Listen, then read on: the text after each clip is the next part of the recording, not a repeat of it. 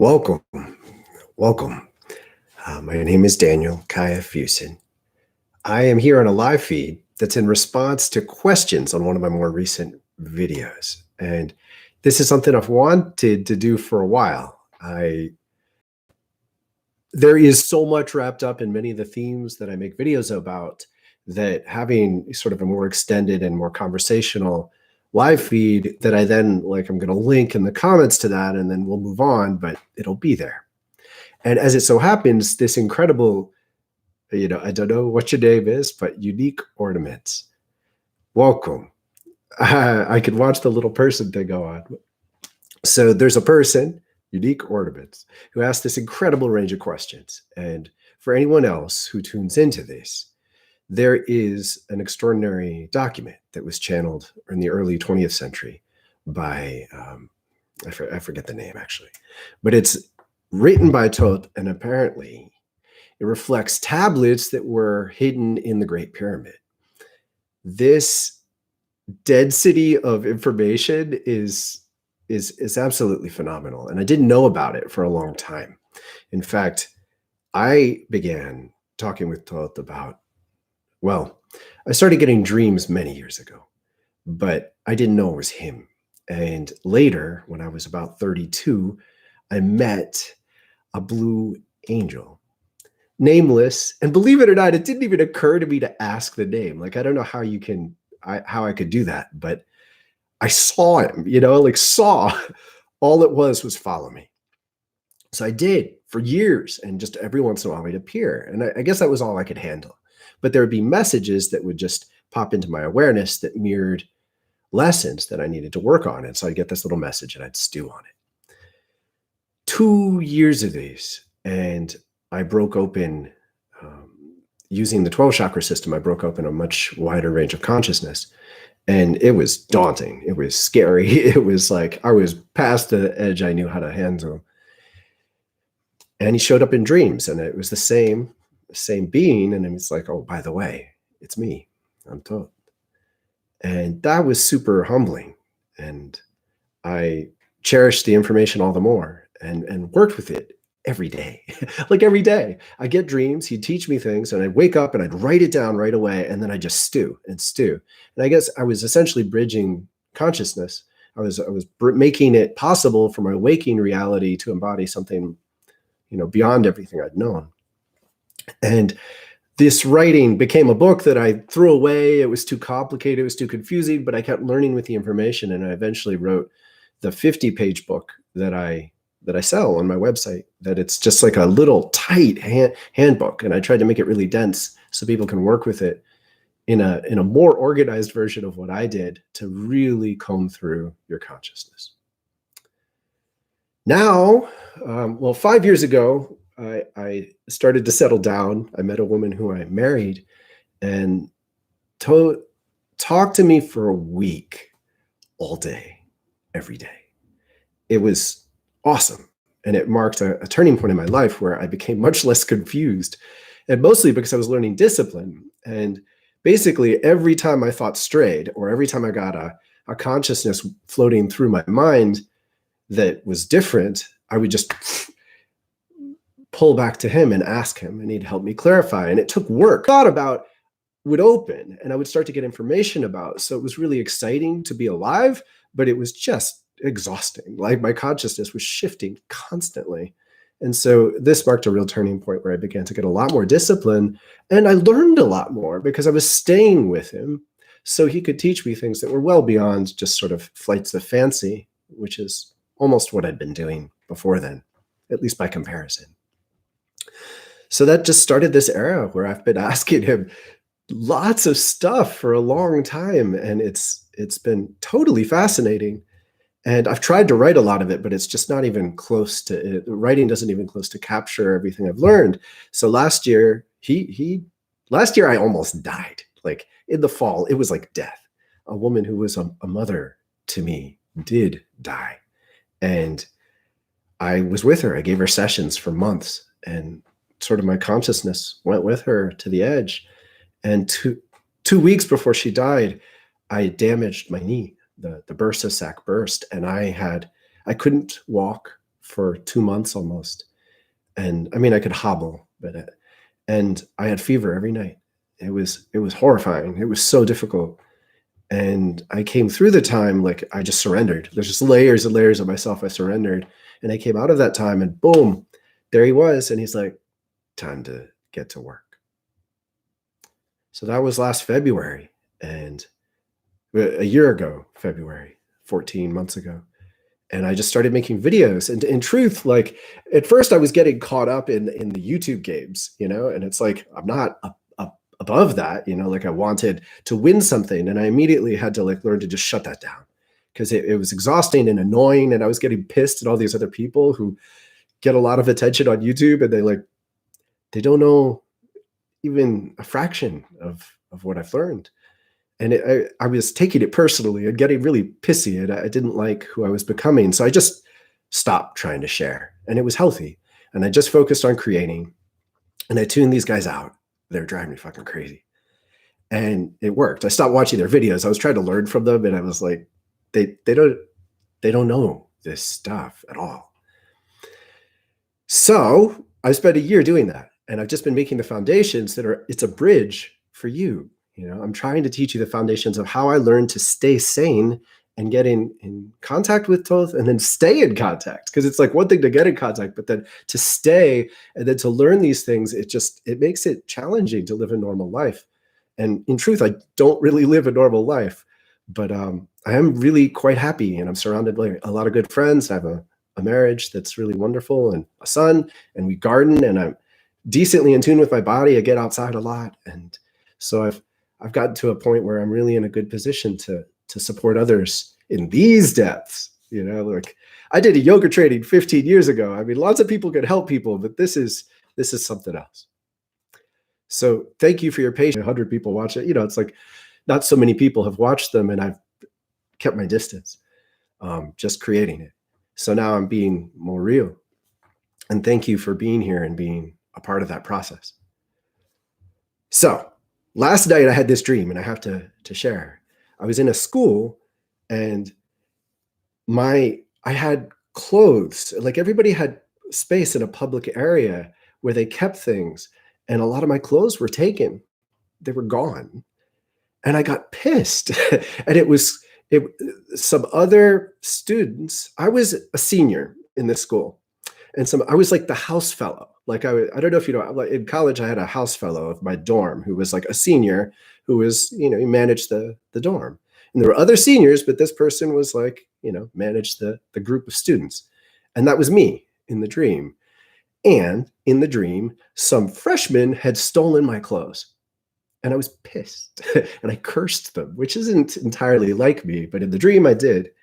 And I woke up with this sense that I have just not known how to engage this reality.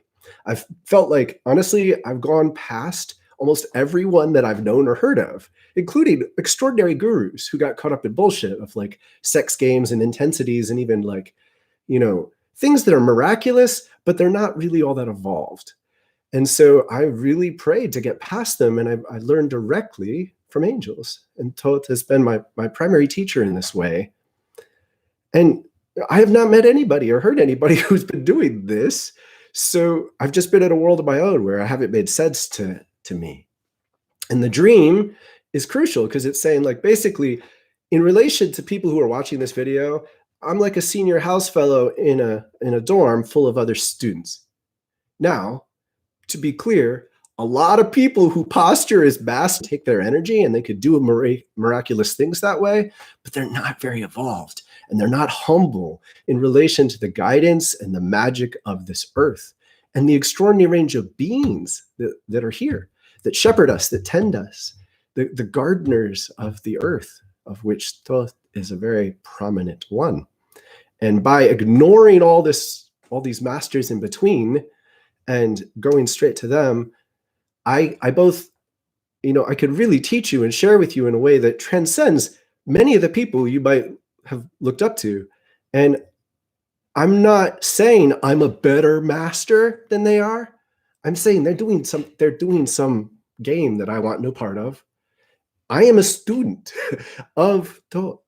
I am a student, and that humility has enabled me to learn so much more than I could if I played around like I'm a master and I know all this. Now, I've had people treat me that way, and it's kind of exciting for a little while. You know, when beautiful young girls treat me that way, it's like, oh, but it's a very restricted paradigm that's honestly kind of ill. And you could look at a long series of gurus from the 60s through now who play this way. They act all serious, they manipulate people. That is not me. It's never going to be me. I am suggesting to you that I have actually a far more transcendent connection, much more important. And come over here, and I'll tell you about how I learn. Questions. I'm going to look at these questions. Forgive me if it's awkward, but I'll go back and forth. I don't know how the videotaping works on the screen. So I hope it's still videotaping because I can look at the questions this way. But I'm just going to go down the list. I answered in the video some thoughts that I had Thoth answered, and it has a lot to do with how do you remove the aspects of yourself that are part of this life that you know of as you, and allow yourself to be open to a much broader range of existence.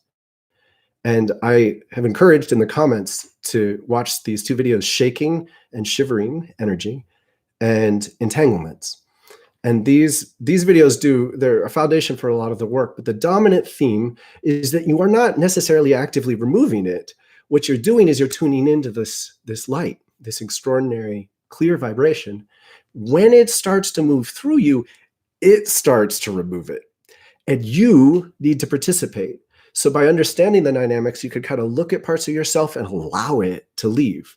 And your job, the most work is in not fighting to protect and retain aspects of yourself that you need to shed. And this might include things that you think you love about yourself. It's an ego death, and the video Suicide and Spirituality and Death goes into this. It's a fundamental change. Once you go through it the first time, it's much less dramatic to go through it again. It becomes something that's kind of normal. But the first time, the ego scripts it's your life. So to face this feeling, there's this tangled nature that says you're going to die. And people kill themselves in this space. It's terrifying. It's awful that we lose beautiful souls in this way.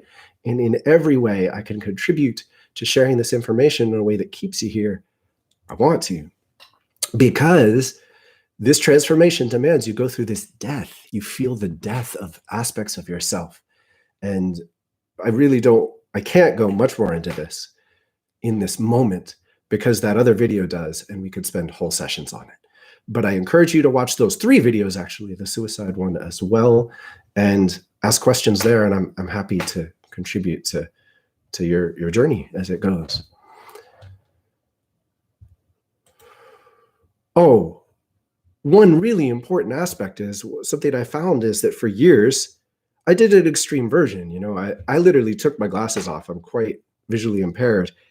And when I met Thoth, and I went 4 years without them at all, which was daunting. And I was with an amazing woman who helped me. There was a contract we had, I'm sure, because she suggested it. And I went around, I could watch videos, I could read, I could go to movies, I could do a lot of things. And as a result, I really isolated myself, and I lost a lot of my old patterns and learned how to talk to Thoth daily. As it so happens, when I've settled down and married, a lot of the old things have come back. They've come back in a lighter way, less demanding, less addictive, but I've recollected some of my old books and comics. I played a computer game. It didn't really keep my attention for more than a month, but after that, I was like tense and I didn't like the thoughts it created, but I went back, I could enjoy it. So if you surrender who you are, you get some of it back in a lighter way that's less constraining. But you have to surrender it to get here. All right.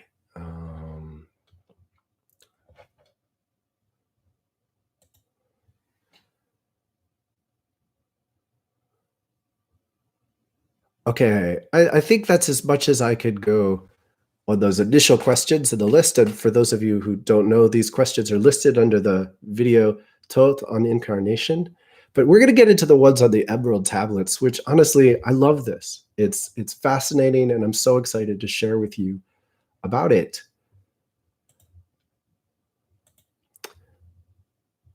The Halls of Amenti.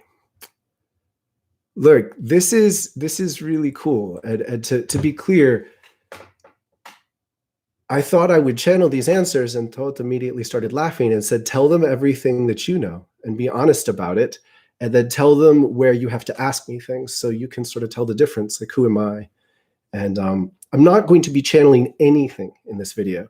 I already connected with Thoth, wrote out all my answers. It was, I should do it this way. This will be far more influential and useful. And now I'm prepared, so I'm less nervous about it. I can be clearer.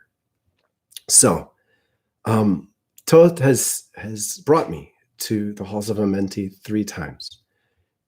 It is not possible to relay it. And in fact, it's not possible to, basically I was blindfolded. It's like I couldn't see anything. And in fact, the energies were so different than what I'm used to that I couldn't, it was a much purer vibration, and it was relatively consistent.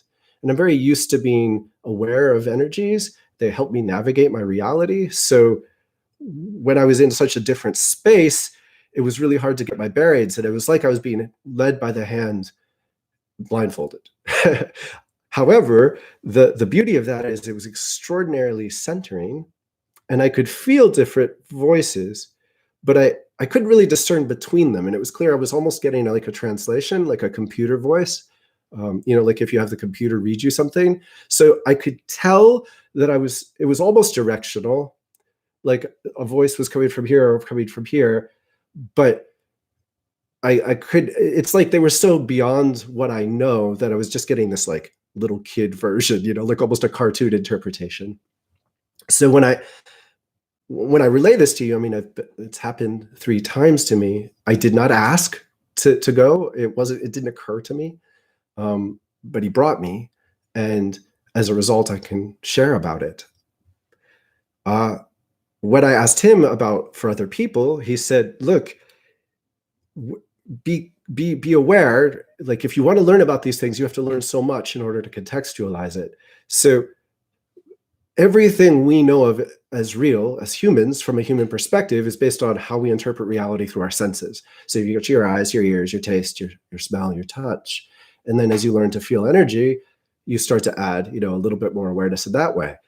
They don't primarily have eyes and ears in these ways. Their reality exists from different perspectives entirely. So anything we do to interpret that through a human perspective it's stunted on fundamental levels, which is why it was far more beneficial for me to be essentially blindfolded and deaf. Like that was the best introduction for me. And he's very clear, that's the only introduction for you. Like if you start getting other concepts, you're just going to have to dissolve those concepts in order to get to the reality. So it's better to be really like blind, led by the hand is the only way. So if you start imagining it from that perspective, you're going to get closer to the truth than any other way to begin to learn about it.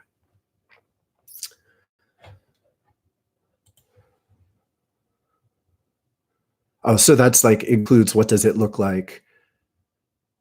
Oh, okay. Now this is funny. This wasn't the question, but it's worth saying. There are lots of jokes in the English language intended for us, and one of them is amen. The reason amen is at the end of so many prayers, it's about praying to the center, to the heart of the earth, and it refers to the Amenti. And to embrace that is to sort of enjoy the way in which this has been woven through tradition that last, and it's been sort of waiting for us to re-embrace the beauty of this story and everything that goes on beneath it. To ask, are the Halls of Amenti and the Akashic records the same? It's like different. Like the Akashic records are an energetic, you could tune into them. It's to give them a physical location is inappropriate. So it's not a space, but certainly when you are attuned with the heart of the earth, you are more capable of tuning in to the Akashic records and learning in that way. So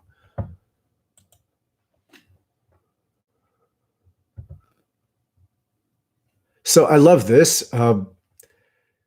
Yes, he is Thoth, Hermes, and Mercury. To understand and embrace this, there's a lot that you need to know. Human beings, you have a soul, which is a body in relation to the sun. Your soul incarnates on Earth, and when you incarnate on Earth, you have a spirit. That spirit is continuous throughout your entire time on Earth. It changes, but there's a continuity to it, a life and a death to it. Then your spirit incarnates in a body, and you do this multiple times. You die to one body, you reincarnate in another body, but that's the same spirit. And your soul is aware the entire time, sort of beyond each. So you have to understand these layers. Thoth is existing on an order of magnitude beyond this. So he has an incarnation, which is akin to our spirit, that's more like one body to him. So he incarnated as Thoth, which is sort of like our body in a lifetime, to oversee this cycle of humanity. And unlike his peers, he's actually incarnated 3 times within this cycle. So many of his peers don't. They stay continuous. However, a lot of that is because he was kingly. I mean, it's not the same as king, but he was existing in sort of in a leadership that was primary, and that was vibrational. So he was occupying a vibration that helped hold everybody together in a new form as they guided this new human incarnation cycle. And he didn't want to stay in that. In fact, it's usually not appropriate for the being that plays that role to stay in that depth of leadership, because it means other beings can never occupy similar vibrations, and you ultimately want that to sort of open like a flower.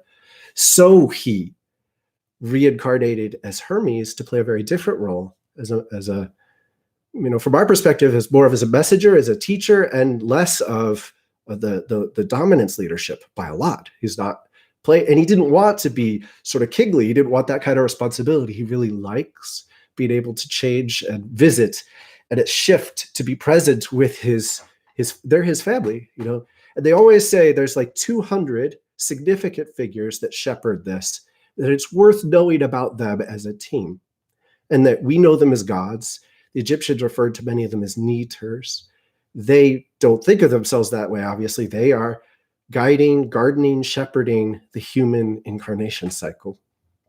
So he loved being able to let go of this initial responsibility and change it. And then he again shifted in relation to becoming Mercury. And I don't know him much in this capacity. It's sad. It's fast. There are reasons, the planet got named. It's not supposed to be a direct correlation, but there are reasons. Tighter to the sun. It was a time of great violence, and we're coming out of it now. It's the end of this section of the incarnation of the human species, and it's painful for him. He knows a lot and has been crucial to helping to make changes, but he also he needed to be in a fundamentally different form in order to play the role he has then. And he hasn't really invited me to learn more about it, and I almost haven't wanted to. It's painful. Okay. Yeah, that answers the next one. Okay, so this. I love this. Yes, essentially, when you go from being led blind by the hand to the center, to the heart of the earth, one of the only useful initial visualizations you can use is a flower. A flower of fire it's helpful to actively use that to begin to understand what the heart of the earth is, and understand the earth herself is essentially a flower on the vine of life of soul, of the sun, our sun. So to beings beyond this human incarnation cycle, there's a much more present relationship between the interconnection of all things. It's normalized. They never go through believing in separation, like this body is apart from everything else. And so it's really crucial to begin understanding the earth is a flower on the plant of the sun. It would be the best way to put it. And there's literally similarities to this flowering, and they're related to time and how time works and time cycles going like a petal. So you can go on a whole sojourn and come back and be sort of where you thought you were when you started.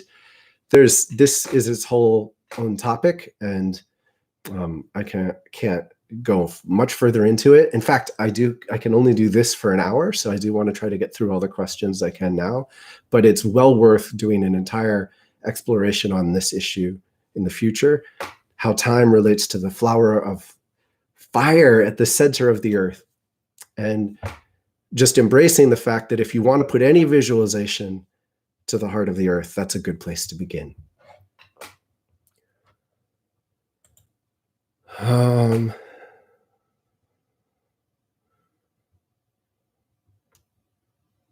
Okay, so the crystal, no.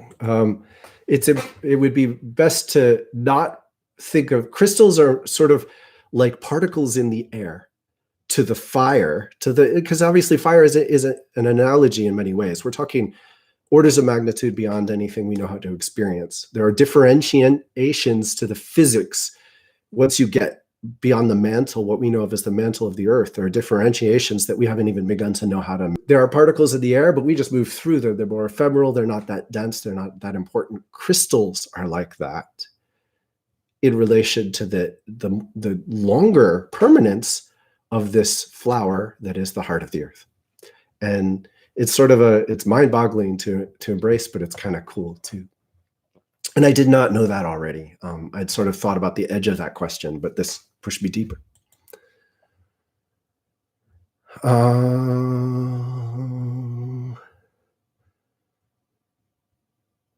Okay, this is great. Like, why don't you want to reveal your morphosizes it? So if he is to appear to people in the kind of form that people anticipate, he's immediately creating a false relationship that then would have to be dissolved in order to get closer to the truth.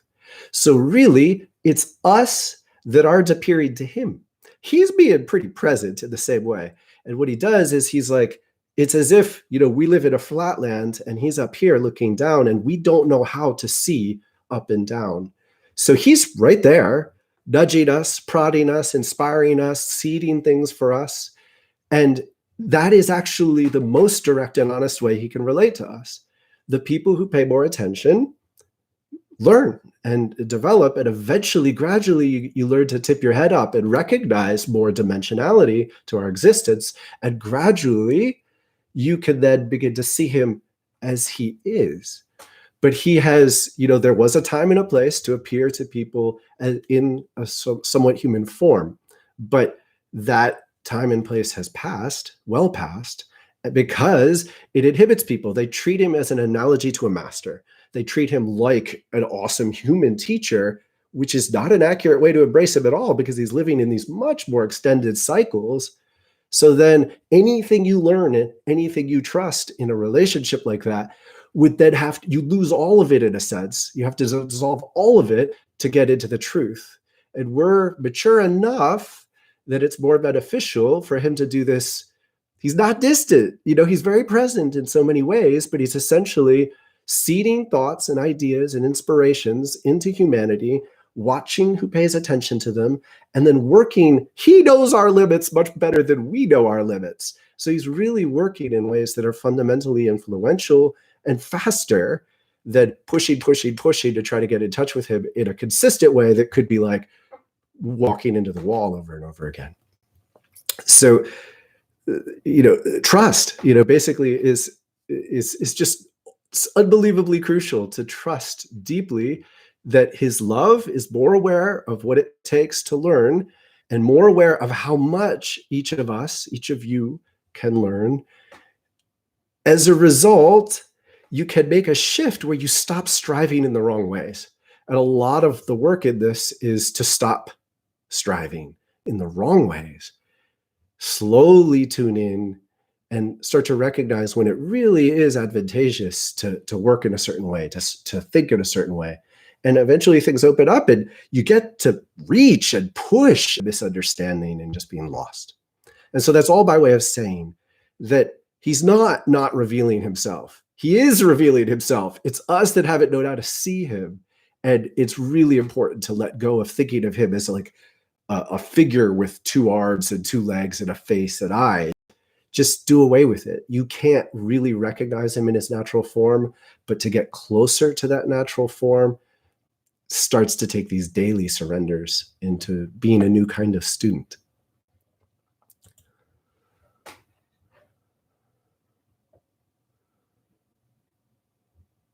Do I point my head to the magnetic north? You don't have to be perfect. We live, life on Earth is more organic than angular. And if you know the parts in the Emerald Tablets of Thoth about, sort of the terrors that could happen if you get caught in the wrong vibrational planes and you get chased through angles, through direct lines. And he moved through curves. And if you move through curves, you eventually escape because the angles can't follow in those ways and can't even exist in these ways ultimately.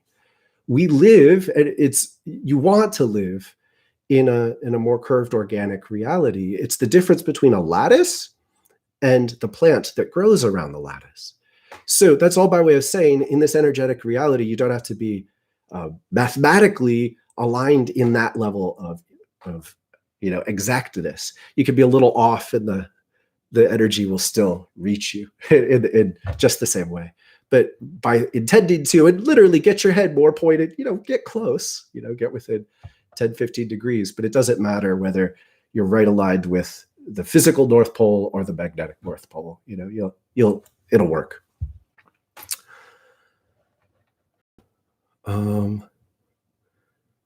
Incidentally, I've asked a lot about these things because I'm really fascinated by them. So most of this stuff that I'm answering recently, I knew, and a little later we get into stuff that I had to ask.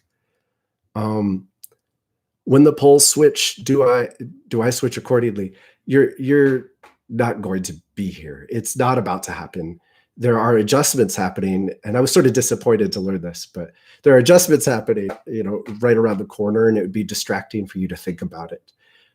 Yes, it changes everything. All of our magnetic fields shift in a way that is daunting. And I pursued this by looking up, like, people have literally created chambers where they block out the magnetic field, and human beings, like, their psyche just falls apart in this chamber. So like our psyche, our system of being sane and what we know of as normal is highly in relationship to the magnetic field around us and how that affects our personal magnetic field. So you go into a space where you remove that, it's like, apparently it just like, they don't want to stay in that space. It's really, really, really uncomfortable and confusing.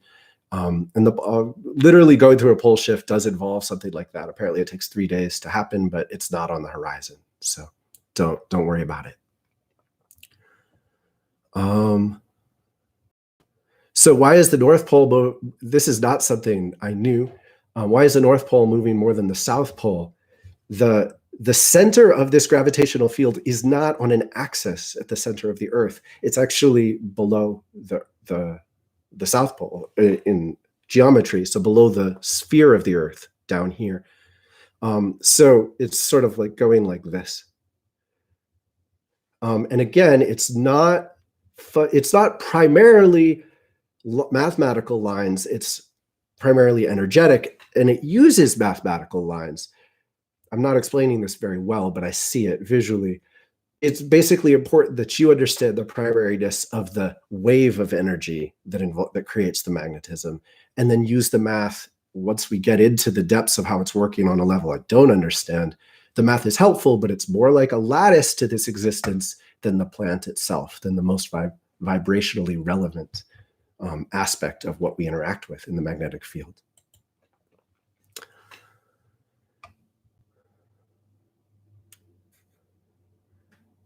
Okay, so why are the poles moving? It is not in the like immediate sense, like within 100 years or so. It's not a sign of a pole shift. These shifts happen over extended cycles, like I'm sure you've researched if you know how to ask these questions. But the adjustment itself is in relation to greater shifts that are happening in the magnetic fields of the solar system. They are relevant. They do shift our consciousness. It's just not about to flip entirely.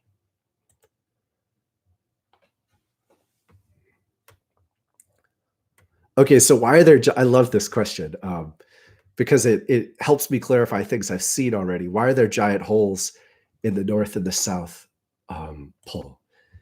So to understand what's happening on Earth, you really have to let go of what you think of as Earth. The sphere that we know of as Earth is not the primary thing that's happening here. The more primary existence is this torus of energy.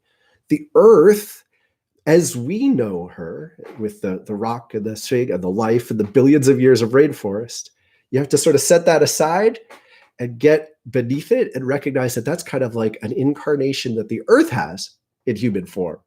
So there are multiple ranges of reality here. So the Earth is to the sun as Thoth is to the Earth, as we are to Thoth. Like, think of those different ranges.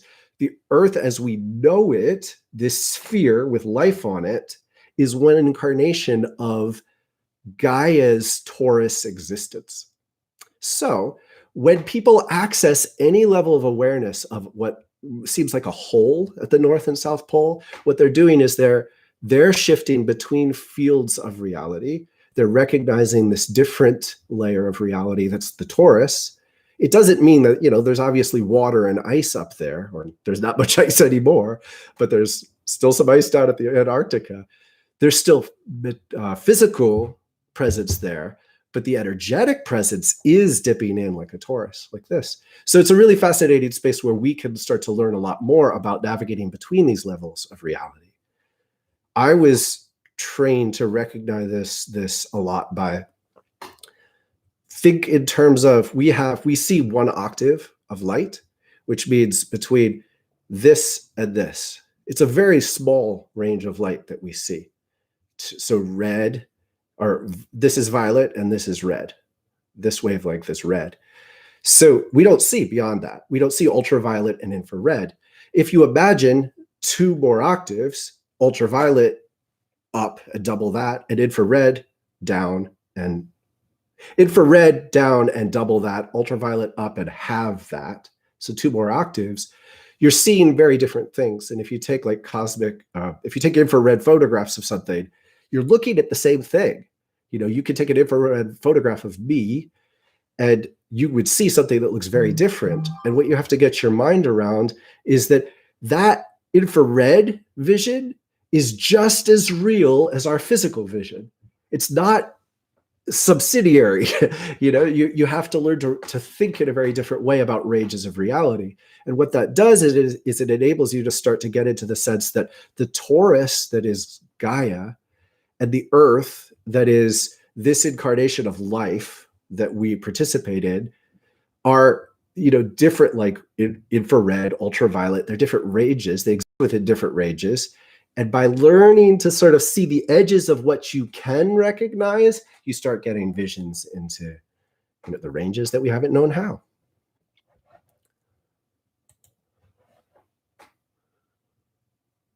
And so is that where I can go to the Halls of Amenti? No. I mean, you could, but you could be taken there. You can teleport there instantly. Your capacity to teleport there instantly is, in a sense, a journey. So many beings, as learning to get there, you do go through a journey that is like traveling through something, like moving through a tunnel or whatever.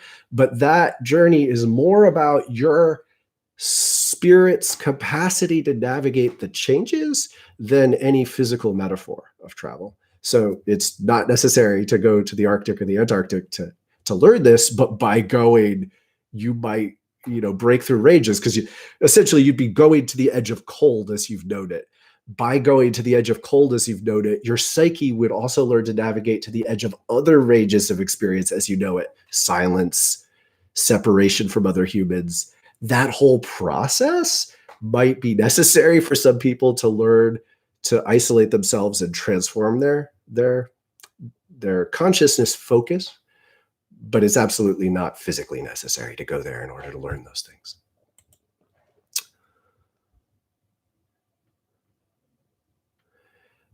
Is your father who taught you the same person as the dweller? No. The dweller is to him as he is to us.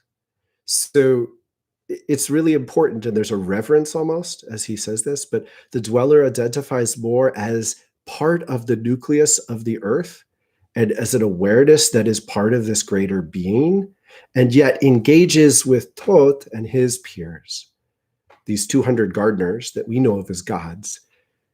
Engages Thoth in a way that helps him navigate the edge of his experience.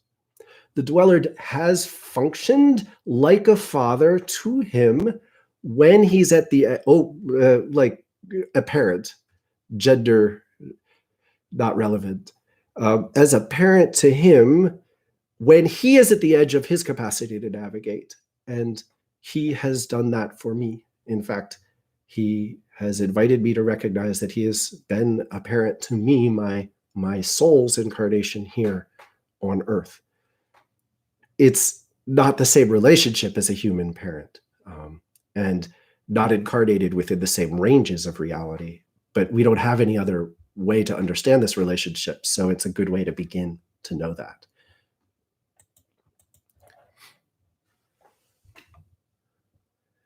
So I love this. When I typed it, I did not know this answer. Where did he come from, and how did he end up with great potential?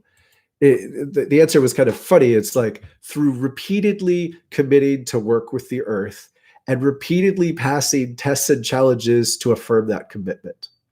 So this, again, it's one of those questions that opens up just like so much knowledge and information. And just today, in working to channel the answer to this question, it's taken me deeper than I've been on this. But I have been obsessively fascinated by these questions. Basically, a lot of beings travel all over the place, and they hop. They're more like tourists. They just go from star to star to star. They come here, they don't even incarnate Earth. They just watch stuff, and then they move on. So there are multiple levels of commitment you can have. The dweller and a community beyond what we can see are so committed to the sun that they were part of the creation of the earth, which is like a flower on the plant of the sun.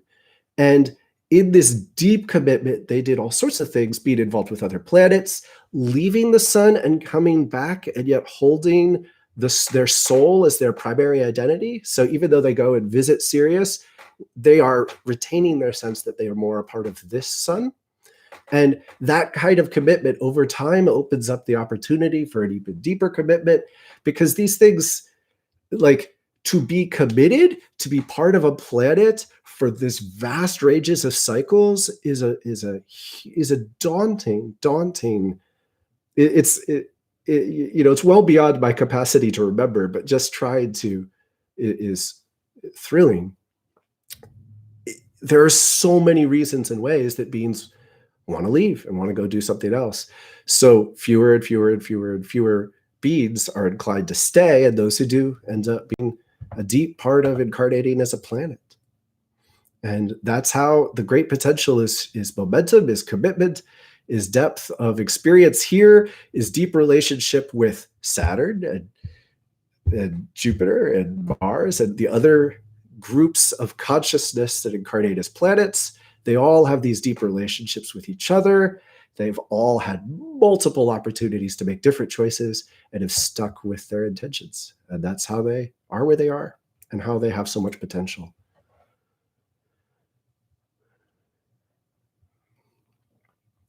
Were you created by your father? No. His birth was, it's a closer analogy to how we're born than anything else. Like he had a father and a mother incarnated in this cycle that he's in, and they were on the same cycle in order to be born. So the fatherly role that the dweller plays is entirely different. It's metaphorical in some ways to us because it's just so far beyond what we understand. But it's important to also know that his real father and mother are there, and the love they share matters, and we can know him that way.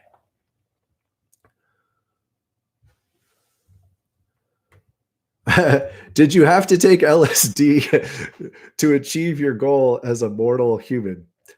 No.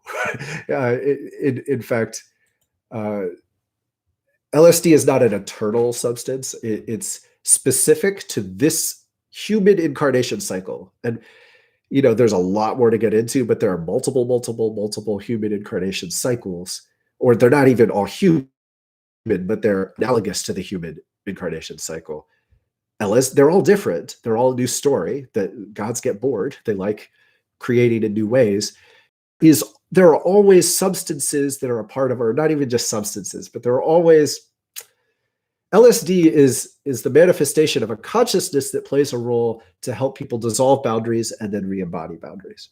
So its existence has a lot to do with, it's more about recreating the boundary than it is about dissolving the boundary. We all have the capacity to dissolve these boundaries, but we'd lose our ability to relate with other human beings well. We'd lose our ability to live a good life.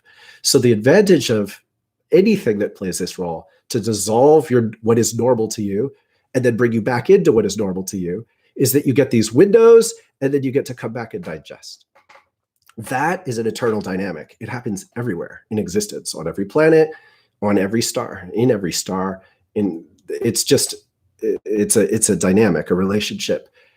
LSD is specific to us in this human incarnation cycle, and in his incarnation cycle, there is it's not substance. It's like we're talking about orders of magnitude different energetically, but he's not giving me a word, but there's something that enabled him to dissolve boundaries, reform them, and gradually get to the point where his boundaries were more within his influence, and he didn't need to use something else to do that.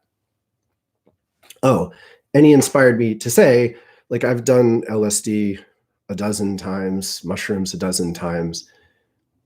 Last time was about 7 years ago. I just got to the point where I didn't need it. I know how to open doors and close doors enough to get there, to get to where I need to get. I did enough work with those substances and can be grateful. And, I have so much more I can accomplish now this way. And I really, I like it. My normal is so much more enjoyable than it used to be, that, I leave when I need to and I come back and it just works differently. We could do a whole different lesson on this at some point. Could you go to the Halls of Amenti if you went to Atlantis? So you can go to the Halls of Amenti. Every person's relationship is unique. I did not ask, and he brought me. So I have not asked to go back. Maybe at one point I will, but I've gotten to this point where, like, he's broken my desire to push for things so much and taught me to focus so much on being here and digesting what I have to work with. And at this point, I'm like so trusting and convinced that that's the best way to do things, that I keep my focus on the work in front of me for the most part. And then every once in a while, I just get invited to these extraordinary experiences. So I know how to coach that, because that's how it's worked for me.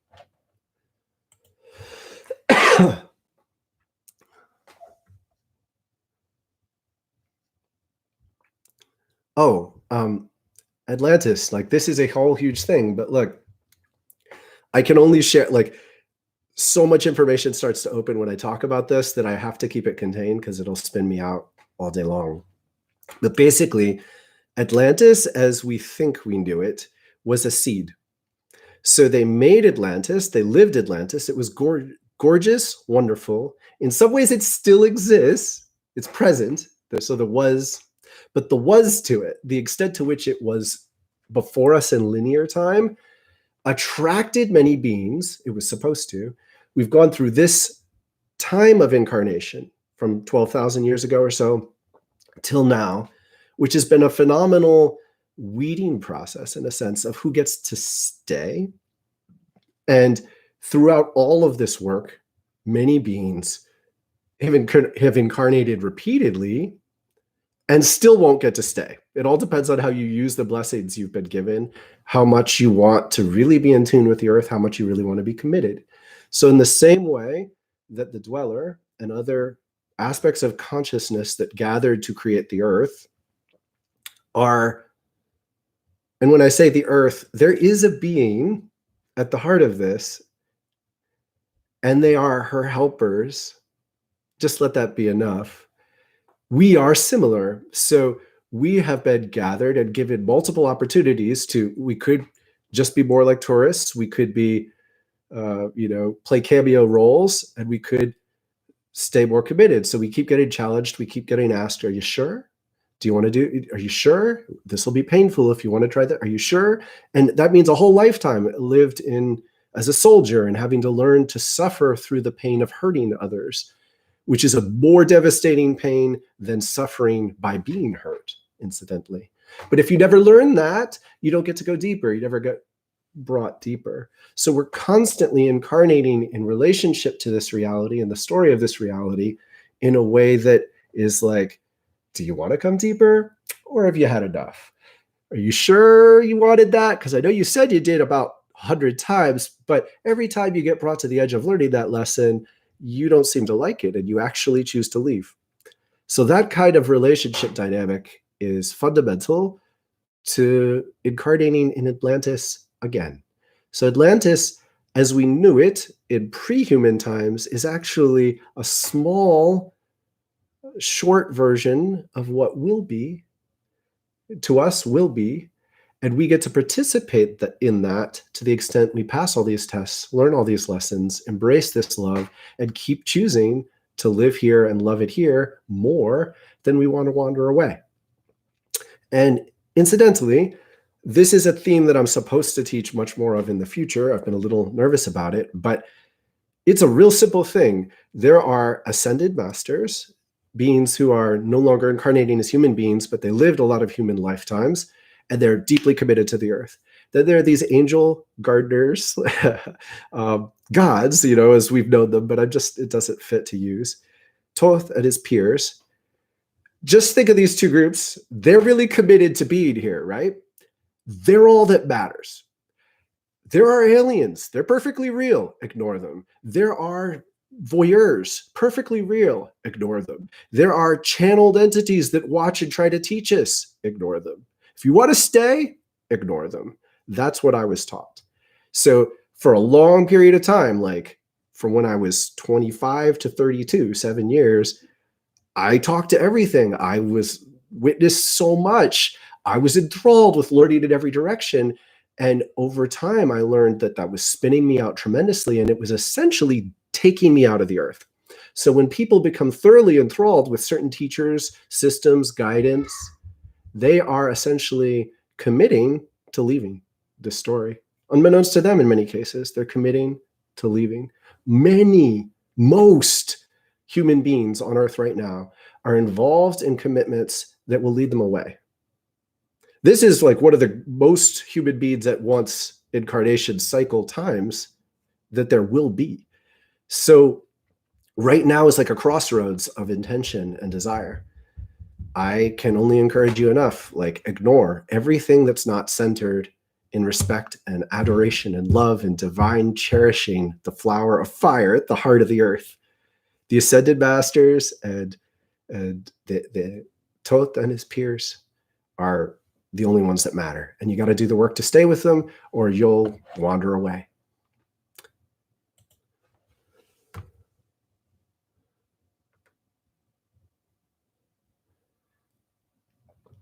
Okay, so unfortunately, I'm going to have to leave soon. And we're only like halfway through these. But the dark room question, basically he said, you're over-focusing on this particular dynamic. What you need to work on, specifically you, unique ornaments, you need to work on cherishing the relationship between your energy and your body and your mind, and working on the chakra meditations and aligned with physical movements. Now this channel, like Thoth guided the creation of this entire channel, and all of it is stuff that he either taught me or referenced with me and helped me hone. I certainly put my whole soul and heart into it, but it's designed to help people bridge the gap between these layers of consciousness. The fundamental aspect is the key ring, the cycle of heart, crown, throat, pelvis, nose tip, solar plexus, diamond eye, lungs, root, chin, navel, third eye, heart. This is an eternal cycle. It matters greatly, and it helps you stay tuned with the heart of the earth and Thoth's consciousness. So constantly redoing it is what enables you to stay. When you do that, your body becomes strong enough at channeling spirit and energy that you can travel away from your body more, and your body will be okay. It'll take care of yourself because it knows how to stay stable and strong and even upright and do some basic movements in a way that doesn't demand your specific attention in that moment. So basically, don't overemphasize specific lessons from the tablets in that way. Do emphasize a lot of meditation and movement that align your chakras with your body, align your consciousness with your chakras and your body, and specifically your heart. When in doubt, work on your heart. That work will enable the ability to travel out of your body on the greatest level.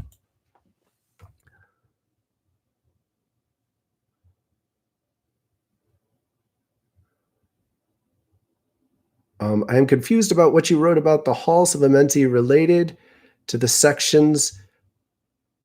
Okay, yeah, this is a good place to pause. I'll do another one on this. It's very intense and interesting. The answers I already got were really special, and I'm excited about them. And I think it deserves more time itself. And I'm excited to tune in and share it with you in the future. So thanks for being here. I appreciate it. I'm honored to teach you, and I'm glad that it works in this way.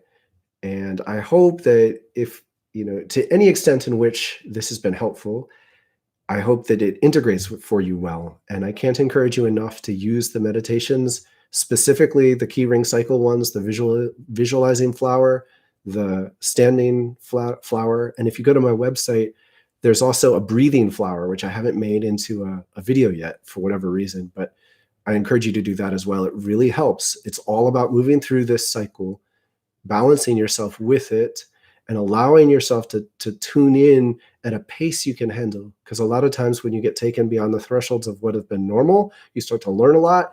It's both really exciting, but it's anxiety inducing in a way that your psyche will shut down and you won't be able to do it again very soon. So I do encourage you to take it easy if this has been a lot, whoever you are, and to focus on those practices and to enjoy the rest of your day, put it down, eat some good food, take care of yourself, and enjoy your life in these very incredible times. There's a real reason that human beings are being isolated right now. It is so much about tuning into what's true, what's most important, what's most loving, allowing the lies to be ripped away, allowing our connection to anything that isn't healthy and is false to be taken from us, And I'll leave you with this. I don't know if you've read the Narnia books by C.S. Lewis, but they made a huge impression on me as a child. And this is the best analogy that I know, that Eustace, this guy, he was very skeptical about magic and beauty, but he ended up in Narnia, and he found gold and wealth and near a dead dragon, and he became consumed by it, and he ended up becoming a dragon. So he became really powerful, which he was excited by, but he didn't want it anymore. He wanted to just be a boy again, be who he knew himself to be. And so he was asking Aslan, this lion, representative of Christ in a very real way, help me. And Aslan was like, you do it. and so he tries to scrape off his scales, and he can't do it. And ultimately, he had to surrender, and Aslan ripped the dragon skin off of him, and it hurt. And that's what it's like. I begged and begged and begged to change. And I noticed the present tense, like I said, beg now, because I believe I'm facing another threshold in this regard. But the major thresholds, you have to keep setting your intention, but then you also have to sort of surrender to have it ripped from you. And it might hurt. So understand that in many ways we say no. We're saying, please change me, please change me, please change me. But then semi-consciously, we say no because it's going to hurt so much. And rather than beat yourself up about that, just go back to preparing. Do the fundamentals, do the basics, put yourself in tune with the truth of the love of this world, and trust that that really is the best way to be ready. And let it happen when it happens. You'll know when it's time for parts of yourself to get ripped away, and pray, prepare. The reason things are called spiritual practice is because you're practicing for those moments. It's not vague. So you want to develop a spiritual practice at least 3 times a week. I often do 3 times a day, but it's not better to do 3 times a day if it's not right for you. It really isn't. More is not always better. 3 times a week is the only thing I force myself to do for 20 minutes. But I do develop a consistency to that practice where I'm practicing such that my intentions are clear. I'm praying consistently. I'm tuning into the 12 chakras through the key ring. And then in those moments of change come, my prayer is clear. I know how to ask for help. I know how to stay centered. And I say, yep, do it. rip me apart. And it doesn't hurt as much as it used to. So I pray that for you. I thank you for your time. And I hope you have a wonderful rest of your day. Much love be with you and your family in these times.